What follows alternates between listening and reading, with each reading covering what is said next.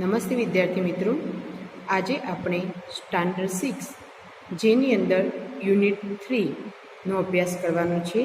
તે ટોપિકનું નામ છે ફોર્ટ એન્ડ વન, જેની અંદર એક્ટિવિટી 1 આપેલી છે. તેની અંદર એક સરસ મજાની પોએમ આપેલી છે. તો જોઈએ. Madan Manju born at Janakpur, study at Gyanpur, worked at Karmapur, married at Jivanpur, fell ill on Friday, admitted on Saturday, worse on Monday, died on Tuesday, cremated on Wednesday. This was the story of Madan Manju. તો જોઈએ હવે મદન મંજુ એક નામ છે. બોર્ન એટ જનકપુર, બોર્ન એટલે જન્મ, at Janakpur કે જનકપુરમાં જન્મ્યો, કે મદન મંજુ જનકપુરમાં જન્મ્યો. સ્ટડી એટ જ્ઞાનપુર, સ્ટડી અભ્યાસ કર્યો. સ્ટડીનું શું છે? ભૂતકાળ થયું. વાય છે એટલે વાય નીકળી જાય અને આઈ ઈડી લાગ્યું, કે સ્ટડી એટલે અભ્યાસ કરવો, અને અભ્યાસ કર્યો. ક્યાં કર્યો? જ્ઞાન, કે જ્ઞાનપુરમાં અભ્યાસ કર્યો. વર્કડ એટ કર્મપુર, વર્કડ એટલે કામ કર્યું, વર્કનું ભૂતકાળ થયું, કે કર્મપુરમાં કામ કર્યું. મેરીડ એટ જીવનપુર, મેરીડ એટલે લગ્ન કર્યા, મેરીનું શું થયું? ભૂતકાળ થયું, કે જીવનપુરમાં લગ્ન કર્યા. Fell ill on Friday, fell ill એટલે માંદો પડ્યો. ફોલ ઇલનું શું થયું? ભૂતકાળ. ક્યારે માંદો પડ્યો? શુક્રવારે માંદો પડ્યો. એડમિટેડ ઓન સેટરડે, એડમિટેડ એટલે દાખલ કર્યો, એડમિટનું શું થયું? ભૂતકાળ.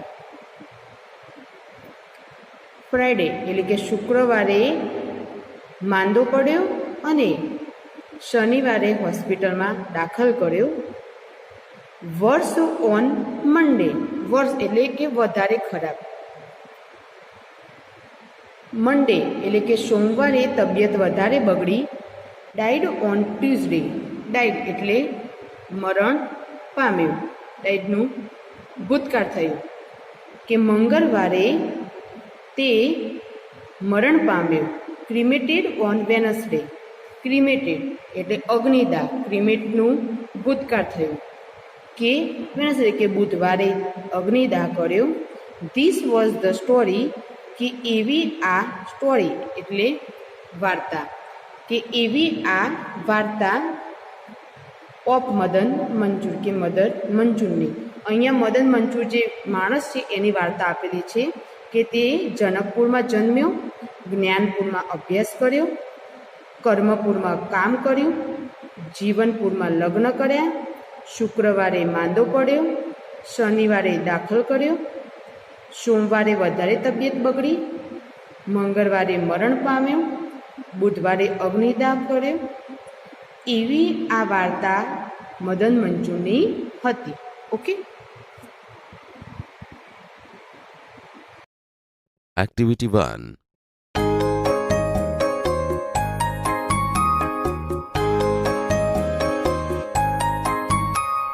Madan Manju, born at Janakpur, studied at Gyanpur,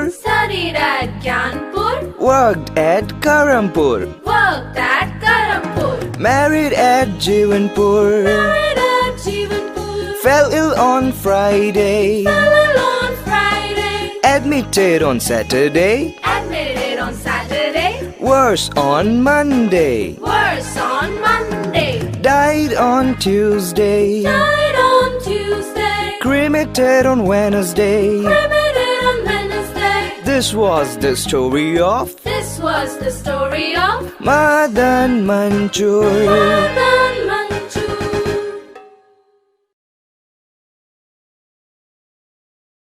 activity 1માં જે પોએમ આપેલી છે એના આધારે નીચે અહીં આપેલા શબ્દો જેવા શબ્દો કાવ્યમાંથી શોધીને લખો.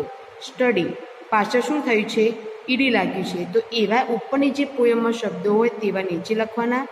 મંડે અહીંયા દિવસો સૂચવે છે, તો દિવસો લખવાના. જનકપુર, પૂરવાળા જે શબ્દો હોય તે ઉપરથી શોધીને લખવાના અને એના સિવાય બાકીના રહેલા શબ્દો અહીં લખવાના. ઓકે, તો પહેલું સ્ટડી, તો એ જ રીતે આપણે જોઈએ કે સ્ટડી આવી ગયું, તો એના પછી શું વધ્યું આવે છે વર્કડ. તો વર્કડ, એના પછી મેરિડ,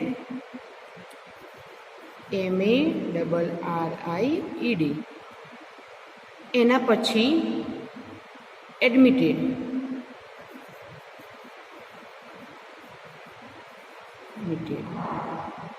એના પછી ડાઇડ,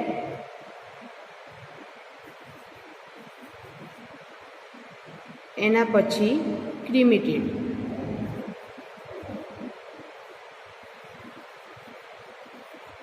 ઓકે. એના પછી હવે મંડે, એના જેવો જ શબ્દ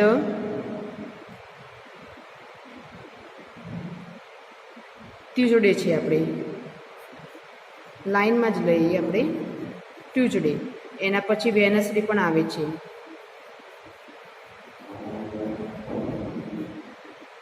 એના પછી ફ્રાઈડે,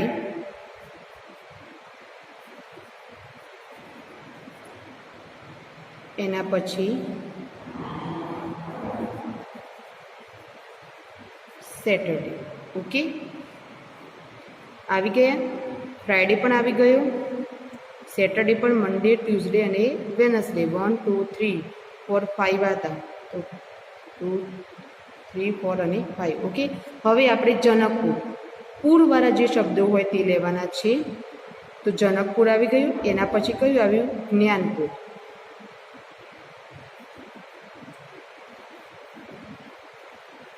જ્ઞાનપુર. એના પછી કર્મપુર,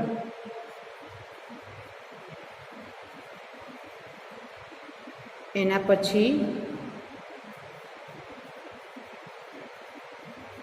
જીવનપુર. ઓકે, આવી ગયા. હવે આના સિવાય જે બાકીના વધેલા શબ્દો હોય તે અહીં લખવાના. તો સૌ પ્રથમ પહેલું જે નામ છે એ જ લખવાનું, મદન મંચુ.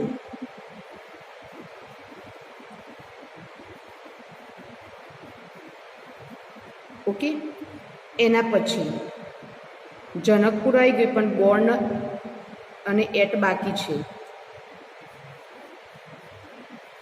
બોર્ન અને એટ. એના પછી સ્ટડી આવી ગયું, એટ પણ આવી ગયું અને જ્ઞાનપુર. આમાં પણ વર્કડ, એટ અને કર્મ પણ આવી ગયું. મેરિડ, એડ અને જીવનપુર આવી ગયું. ફેલ, ઇલ બાકી છે અને ઓન બાકી છે. ફ્રાઈડે આવી ગયું.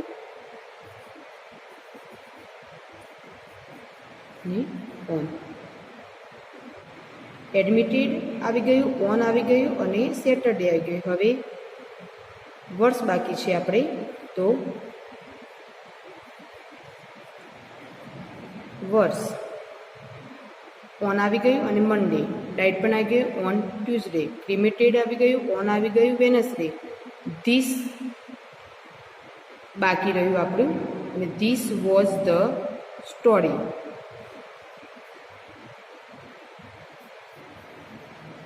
This was the story. Okay, અને ઓપ પણ આવી ગયું અને મદન મંચુ. હવે આપણે એક્ટિવિટી 3 વિશે સમજીએ. તેની અંદર તમને કે તમે વાલિયા લુંટરાની વાર્તા જાણો છો. અહીં વાલિયા વિશે થોડા વાક્યો આપ્યા છે તથા બોક્સમાં કેટલાક શબ્દો આપ્યા છે. એમાંથી યોગ્ય શબ્દ પસંદ કરી અને ખાલી જગ્યા પૂરો. ઓકે, તો પહેલાં આપણે ખાલી જગ્યા પૂરી દઈએ. અહીંયા તમને વાલિયા લુંટારાની વાર્તા આપેલી છે, તેના કેટલાક વાક્યો છે. તો પહેલાં ખાલી જગ્યા પૂરી દઈએ. વાલિયા ઓપ્શન આપે છે વોઝ અને વર. હવે એક વચન જ છે તો શું આવશે? Was a robber. હી, ભૂતકાળની વાત થઈ, કારણ કે વાર્તા પૂરી થઈ ગયેલી છે, ક્રિયા પૂરી થઈ ગઈ છે, એટલે શું થાય? ભૂતકાળ. તો હી lived in forest. He looted. ક્રિયા પૂરી થઈ ગઈ વાર્તાની એટલે બધું ભૂતકાળમાં જ આવશે. પીપલ. સો પીપલ વર. અહીંયા પીપલ બહુવચન છે, લોકોની વાત થઈ એટલે બહુવચન ભૂતકાળનું રૂપ ટુ બીનું રૂપ આવે. Afraid of him. His family was. તેની ફેમિલી એટલે એક વચન. Was not happy with him. Once Narad Muni passed through the forest. His advice changed Valia's life.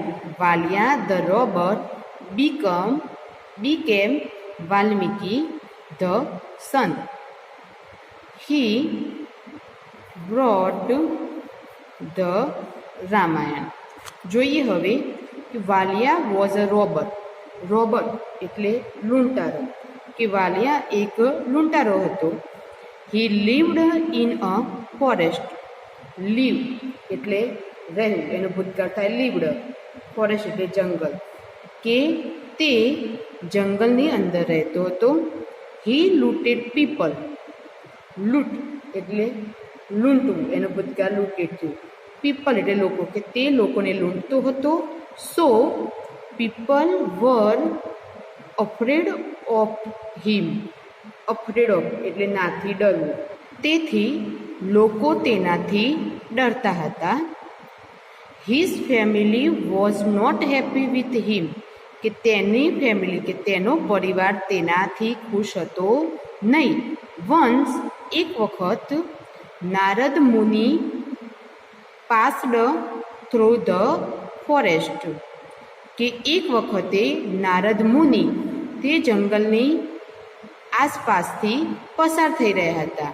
His advice changed Valiya's life. His advice. Advice એટલે સલાહ, અને ચેન્જ બદલાવવું, એનું ભૂતકાળ થાય ચેન્જડ. લાઈફ એટલે જિંદગી. કે નારદ મુનિ જંગલની આસપાસથી પસાર થઈ રહ્યા હતા. હિઝ એડવાઇસ કે તેમની સલાહથી વાલિયાઝ લાઈફ વાલિયાનું જીવન ચેન્જડ એટલે કે બદલાઈ ગયું. Valiya the robber became Valmiki the sun. કે વાલિયા રોબર જે વાલિયો લૂંટારો હતો, બીકમ થવું કે બનવું, બીકમનું ભૂતકાળ બીકેમ થાય. સંત એટલે સંત. કે વાલિયો જે લૂંટારો હતો એ હવે વાલ્મીકી ધ સંત બની ગયો. હી વ્રોટ ધ રામાયણ. કે તેણે વ્રોટ રાઈટ લખવું, એનું ભૂતકાળ શું થાય વ્રોટ. કે તેણે રામાયણ લખી હતી. કે વાલિયો જે લૂંટારો હતો તે જંગલમાં રહેતો હતો અને તે લોકોને લૂંટતો હતો, તેથી લોકો તેનાથી ખૂબ જ ડરતા હતા અને તેના ફેમિલી પણ તેનાથી ખુશ હતું નહીં. પણ એક વખત નારદ મુનિ જંગલમાંથી પસાર થઈ રહ્યા હતા. તેમની સલાહથી વાલિયો જે લૂંટારો હતો એનું જીવન બદલાઈ ગયું અને તે લૂંટારામાંથી એક વાલ્મીકી સંત બની ગયો અને તેણે રામાયણ લખી હતી. ઓકે.